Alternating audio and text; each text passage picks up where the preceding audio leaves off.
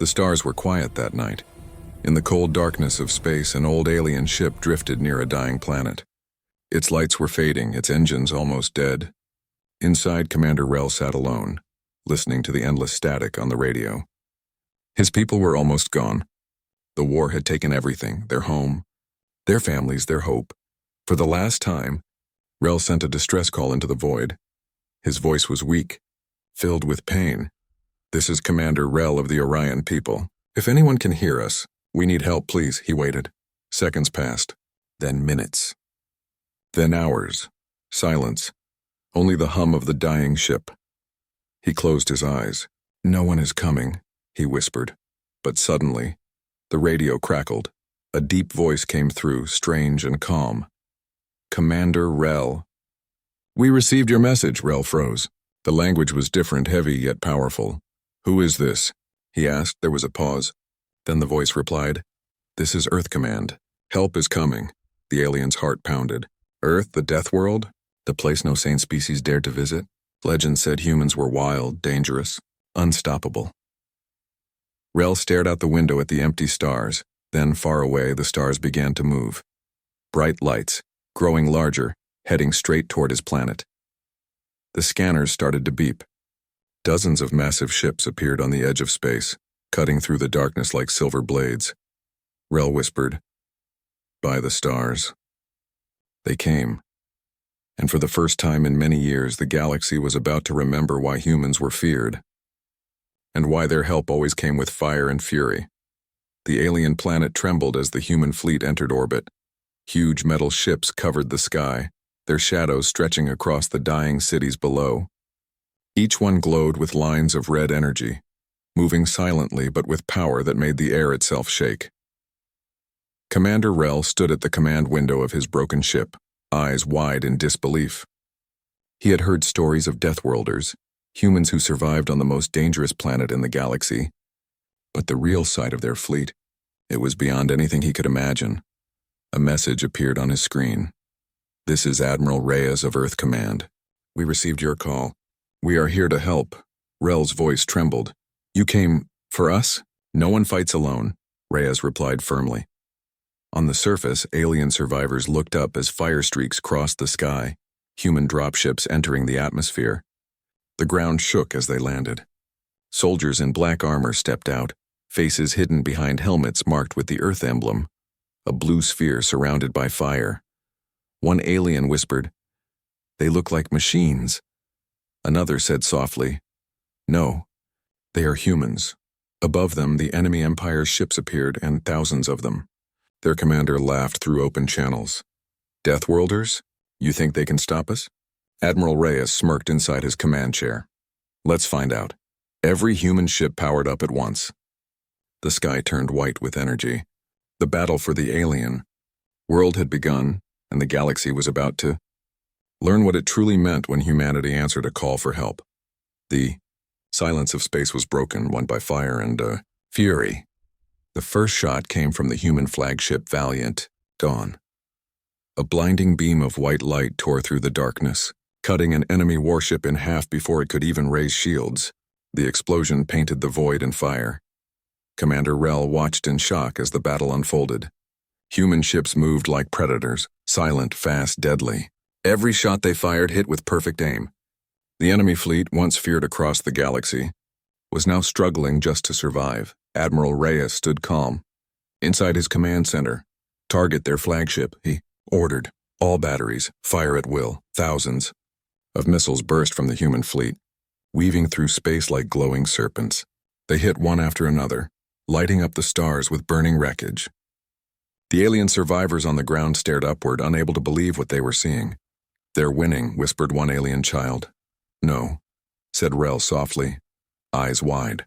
"They're teaching the galaxy why they are called Deathworlders." Inside the enemy fleet, panic spread. Their commander shouted for retreat, but it was too late. Human ships surrounded them from all sides, forming a wall of light and thunder. For every human ship destroyed, 10 enemy ships vanished in flames. Admiral Reyes looked at the battlefield, his voice steady and cold. "They wanted war," he said. "We'll give them the storm they asked for." The void echoed with explosions, and the stars seemed to tremble. It was not just a battle, it was a message. When humanity answered a call for help, they didn't bring mercy, they brought fire and fury. The war was over. Smoke drifted through the sky and the wrecks of enemy ships burned in orbit like dying stars. The human fleet had won. But something about this world felt different. Admiral Reyes ordered his team to begin scanning the planet. Strange readings came from the southern hemisphere, deep under the surface. The data was old, very old, almost human. Commander Rel joined the landing crew as they reached a valley of black stone. There, half buried in the ground, stood ruins, tall metal towers covered in dust and vines. Human symbols marked the walls. These structures, Rel whispered. They were built by your kind? Reyes looked around slowly. No, he said quietly. They were built by our ancestors. The truth spread through both crews like wildfire. The alien world was once part of an ancient human colony, lost to time and war. The Orions and humans were not strangers.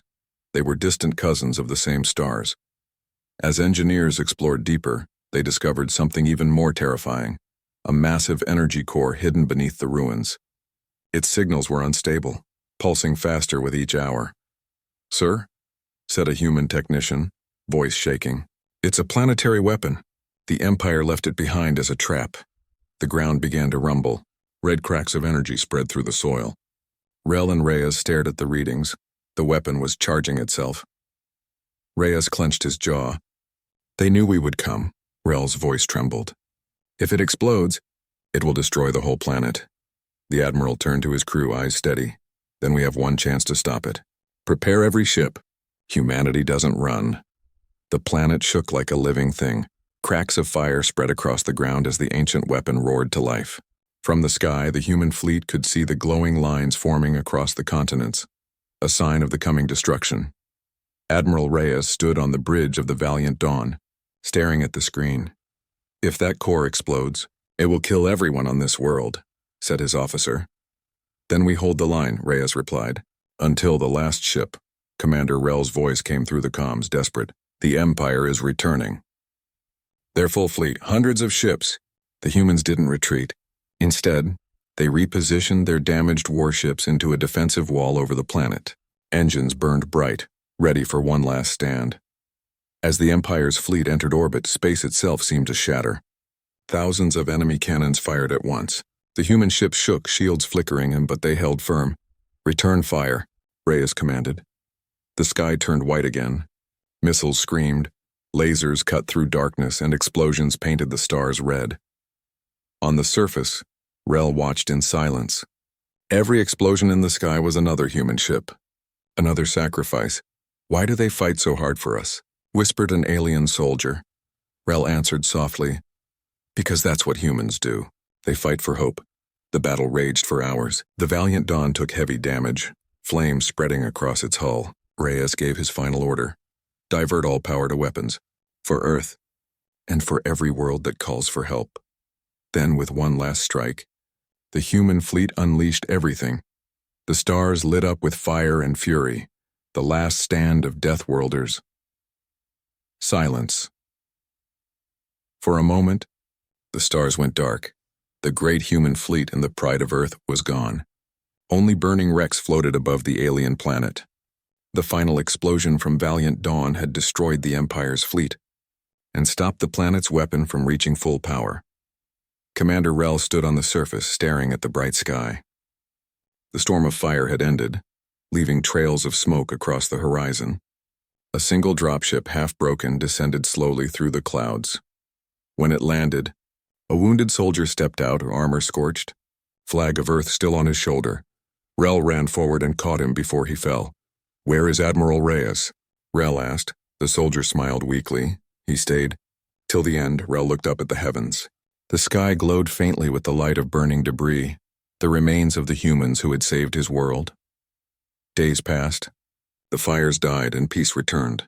The surviving humans and Orions worked together, rebuilding what was lost. A memorial was built on the highest mountain, facing the stars. At its center stood a single metal plaque, carved with simple words. Here stood humanity, defenders of the weak, bringers of fire, and keepers of hope. Rel placed his hand on the plaque. "You didn't just save us," he whispered. "You reminded the galaxy what courage means."